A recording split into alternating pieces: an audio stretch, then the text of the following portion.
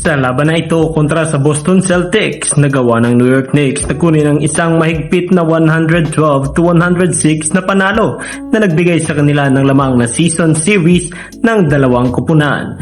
Isa sa pinakamalaking kwento ng laban ay ang pagbangon ni Josh Hart. Sa 3 naunang laro, hirap siyang maka-score at nakapagtala lamang ng kabuuang 14 points. Pero sa gabing ito, ibang Hart ang nakita ng mga fans. Nagtala siya ng 23 points at 4 na 3-pointers na naging malaking tulong sa opensa ng Knicks. Habang papalapit ang huling minuto ng laro, naging kritikal ang bawat possession. Dito pumasok ang clutch factor ni Hart.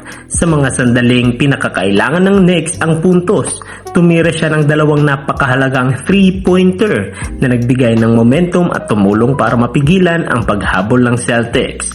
Bukod sa individual performance, may mahalagang tactical adjustment din ang Knicks sa huling bahagi ng laro.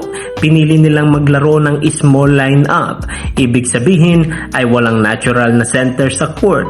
Ang layunin nito ay mas mapabilis ang depensa at mas madaling makapag-switch sa mga perimeter players ng Celtics. Gayunpaman, may kapalit ang desisyong ito.